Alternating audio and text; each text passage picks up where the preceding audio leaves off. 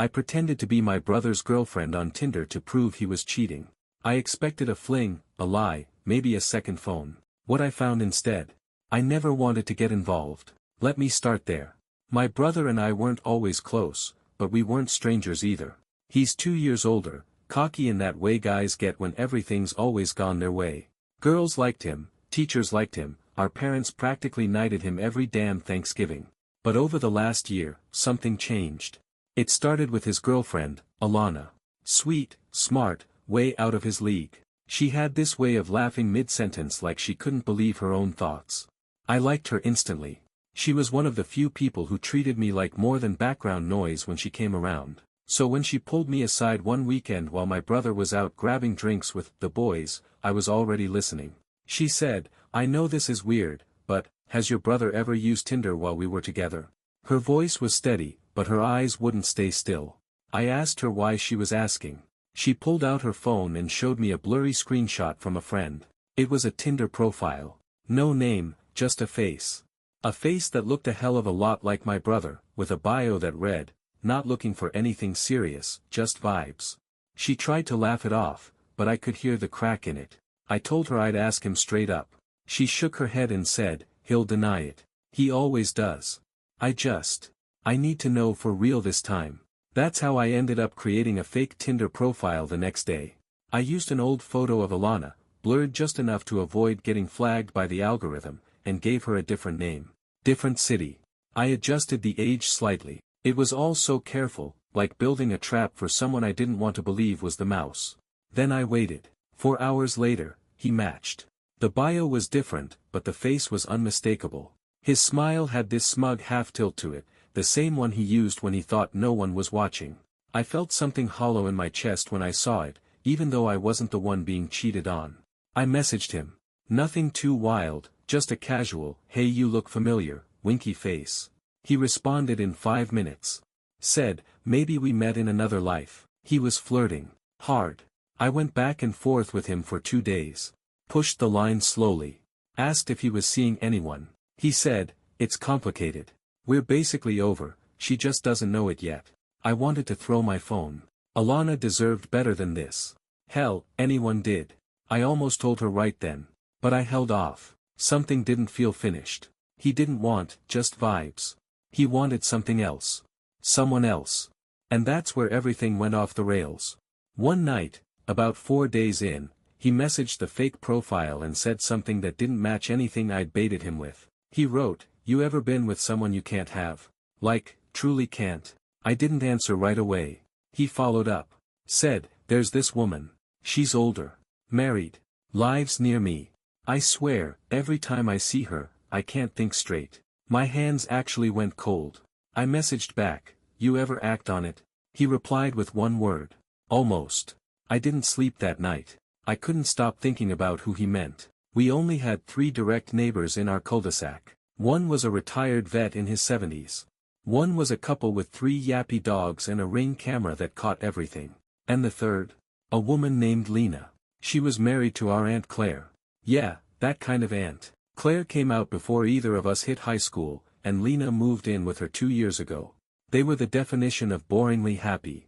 Garden parties, wine nights, obnoxious matching slippers at Christmas. I'd never thought much about Lena, but she was attractive. Not just good-looking, magnetic. She carried herself like she owned every room she walked into. Warm smiles. Slow movements.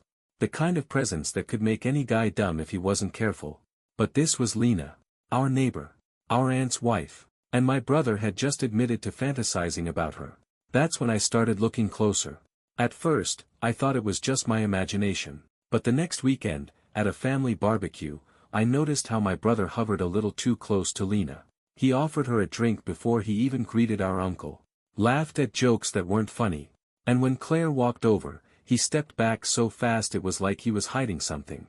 I stood there, watching it all like someone just handed me a live grenade and whispered, "Don't drop it." I thought about telling Claire. Or Lena. Or just screaming it into the backyard until the lawn furniture caught fire. Instead, I kept pretending to be the Tinder girl. Because something told me. This rabbit hole went deeper than I thought. And I wasn't done digging. I should have walked away. Deleted the fake Tinder account, told Alana what I found, and moved on. That would have been the sane thing to do. But sanity had already left the building by the time my brother admitted he was obsessed with Lena. I couldn't let it go.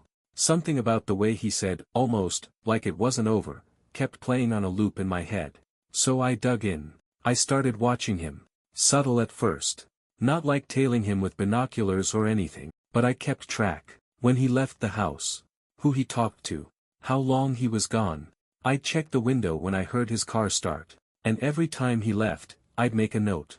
And then came Tuesday. He said he had to work late. He does graphic design for a tech firm. Sometimes hours get weird, but this time, something was off. His voice was too casual.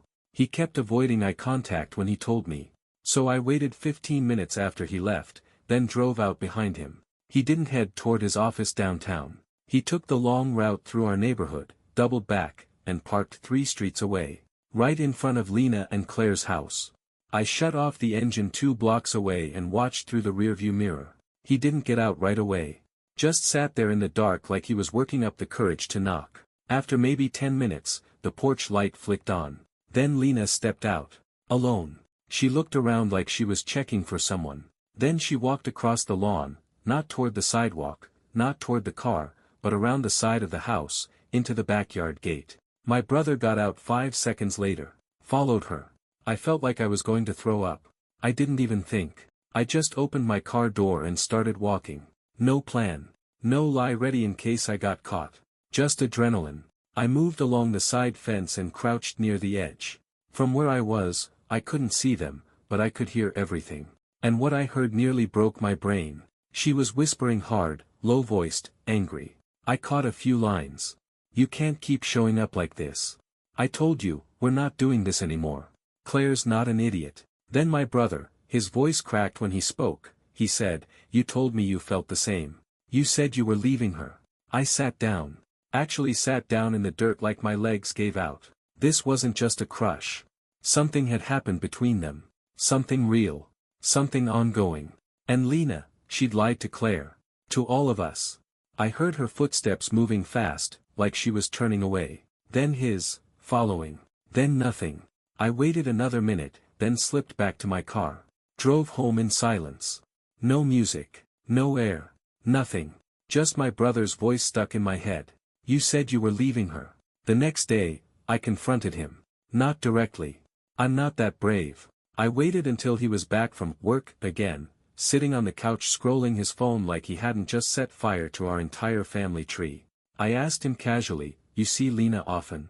He looked up fast, eyes sharp. Too fast. He shrugged. Not really. Why? I just looked at him. Held it. He blinked and looked away. Dude, what's your problem? I said, you matched with my fake Tinder profile. Not a sound. Just tension. Then he laughed, but it didn't reach his face. That was you? Man, that's messed up. I didn't laugh. I said, you told me you're in love with someone married. Someone close. Now his face went cold. He stood up, slow. Said, you had no right to do that. I didn't move. Just asked him flat out, are you in love with Lena? He didn't deny it. Didn't say anything at all. Just stared at me. I said, she's our aunt's wife. What the hell is wrong with you? That's when he snapped. He said, you don't get it. You've never been with someone who makes you feel alive. His voice cracked hard on that last word. Alive. I told him he was being selfish. That he was going to blow up Claire's life. Alana's. Everyone's. He said something I'll never forget. He said, they're not right for each other. Lena and Claire. You can feel it. Claire's a good person, but Lena, she needs something else. Something deeper. I told him, she needs to not screw her wife's nephew. He left the house. Slammed the door so hard a picture frame cracked. That night, Alana texted me. She asked if I'd found anything. I stared at the screen for a long time. Then I lied. I told her I deleted the profile. Said there wasn't enough to prove anything. Because whatever my brother was doing, it wasn't just cheating anymore. It was poison.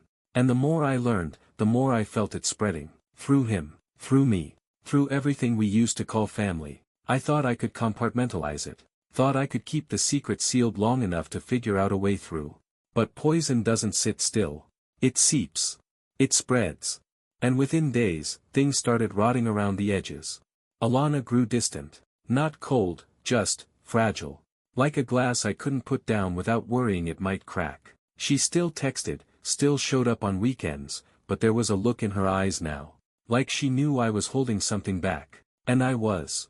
My brother hadn't spoken to me since the night I confronted him. We were two bodies in the same house, passing like strangers in the hallway. He stopped bringing up Alana. Stopped pretending anything was normal. But what got me wasn't his silence. It was how calm he seemed. Too calm. Like someone who had already made up his mind. It all blew open the day Claire invited us over for dinner.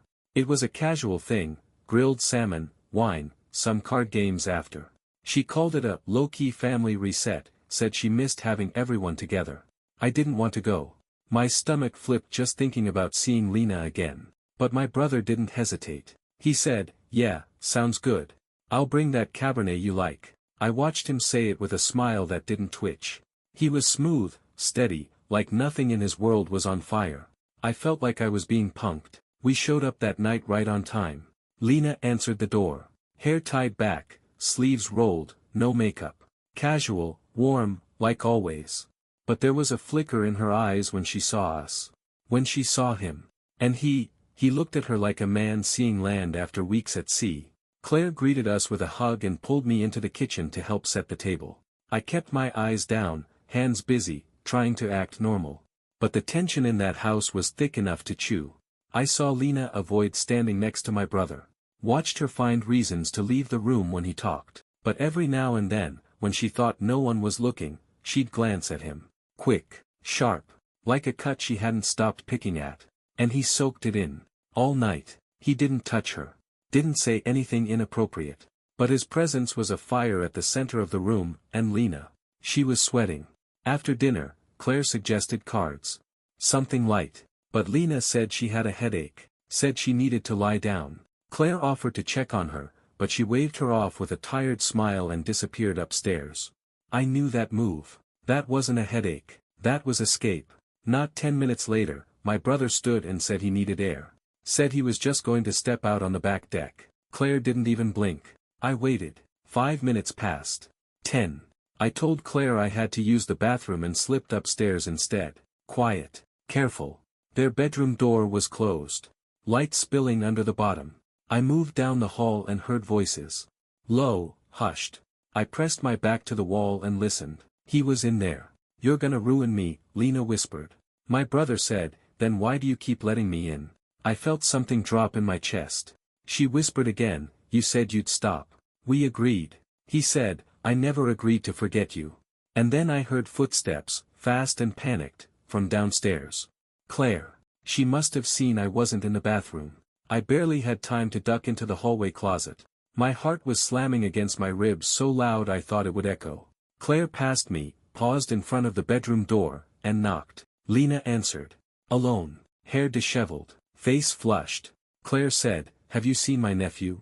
He said he stepped outside but the back door's still locked. Lena didn't miss a beat. She said, "I haven't seen him. Maybe he stepped around the side." Lied to her face. And she was good at it. That was the moment I knew this wasn't just some fling. This was something sick. Something layered. A secret they'd both gotten too used to keeping. I left that night without saying goodbye. My brother got home 30 minutes later, humming to himself. I asked where he'd gone after dinner. He said, "Took a walk. Cleared my head. Felt good." He looked at me like he dared me to call him out. And I didn't. Because by then, I finally understood what I was dealing with. This wasn't about love. It wasn't even about lust anymore. It was about control. He wanted to blow it all up. And Lena?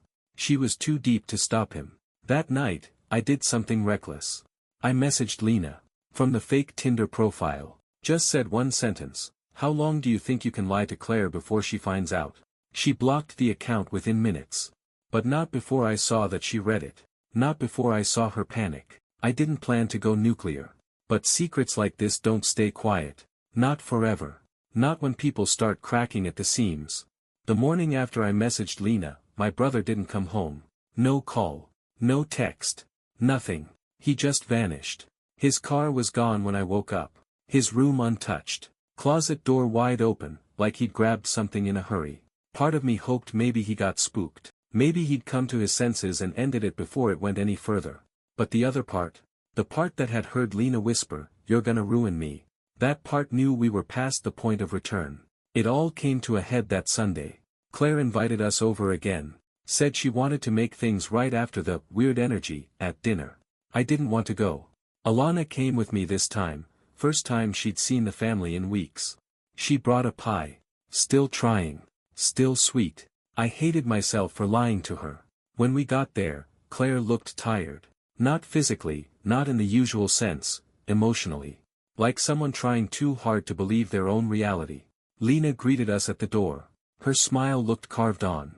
My brother wasn't there yet. Which was weird. He was never late. Claire asked if I'd heard from him. I said no. And something in her face shifted. She gave me this long, searching look like she was trying to decide whether to say something. She didn't. Not yet. We sat down for lunch. Cold sandwiches, fruit salad, that pie Alana brought. I couldn't eat. Neither could Lena. Every time Claire touched her arm or laughed too loud, Lena would flinch. Barely, but I saw it. Then, right in the middle of Claire telling some story about work, my brother walked in. Late. No explanation. Just walked through the door like he owned the place. Sat down next to Lena. Didn't say hi to Claire. Didn't look at Alana. Just looked at Lena. Held it. Long enough for everyone to feel it. And Lena, she looked down. Couldn't hold it. Couldn't match it. That's when Claire finally snapped. She said, "What the hell is going on?" Silence. Not a sound. Just tension. My brother leaned back in his chair, calm as ever. Said, "What do you mean?" Claire turned to Lena. "Why have you been lying to me?" Lena blinked like someone coming up for air. Claire said, "I saw your messages. On your iPad. You didn't log out of your email. I saw everything." Alana turned toward me so fast I thought her neck might snap. "What messages?" she asked. Lena's face went pale. My brother didn't even flinch. Claire stood. Pulled out her phone. Tapped, tapped, tapped. Held it out. No one took it. She read it out loud instead. "You said you were leaving her. I can't keep pretending every time I'm in that house. It's not fair to me." Her voice cracked. "You sent that to my nephew. To him." Lena opened her mouth. Closed it. My brother stood. Said, "She didn't send that." "I did." That was the moment everything burned. Claire looked at him like he'd grown horns. He said, "I love her. You don't get to decide that's wrong." Claire looked at Lena. "Tell me it's not true. Tell me this is some twisted obsession he made up." Lena didn't speak. Claire's voice rose. "Say something. God damn it, say something." And Lena, finally, just said, "I'm sorry." Not a denial. Not a protest. Just that. Alana stood from the table so fast her chair slammed back into the wall. She turned to me and said, "You knew. You've known." I couldn't speak. Didn't even try. She walked out. Didn't take her pie. Didn't look back. My brother didn't follow. Claire sat down like someone unplugged her spine. And Lena. She looked more relieved than anything else. That's what broke me. Not the affair. Not the betrayal. The relief. Like this whole thing was a weight she'd finally been allowed to drop. I didn't go home that night. I drove around for hours, parked in an empty lot behind a gas station, and just stared at the ceiling. Everything I thought was solid, my family, my brother, the people I trusted, had crumbled.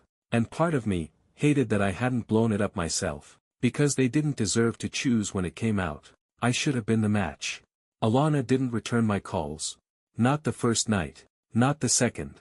Not after a dozen texts, 3 voicemails, and one dumb, desperate attempt to show up at her work with a coffee she used to love. She looked right through me when she saw me waiting outside.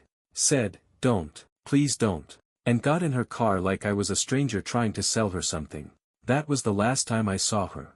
She didn't need to scream. She didn't even need to say she was done. She just left, and I felt it, like a door in my chest had slammed shut, and no one was behind it anymore. Claire went nuclear. Lena moved out 2 days after the dinner. Packed a single bag. Quiet. No scene. Claire didn't beg. Didn't cry in front of anyone. But I saw her the day after, sitting on her porch steps in the same pajamas she'd worn the night before, staring at the sidewalk like she'd forgotten how to move. She didn't even notice me when I dropped off her mail. Didn't blink when I said her name. Just sat there. Still. I'd never seen someone look so alive and so gone at the same time. My brother acted like none of it mattered.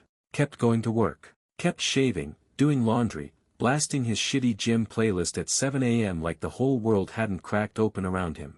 I avoided him. I tried. But the house wasn't big enough. One night, about a week after the fallout, I found him in the kitchen eating cereal out of the pot we use for spaghetti. He looked up at me, mouth full, and said, "You ever notice how quiet it is now?" Like it was some kind of punchline. I told him he was a sociopath. He said, "I'm not. I just finally stopped lying to myself." I said, "You didn't stop lying. You just burned the people who wouldn't believe it with you."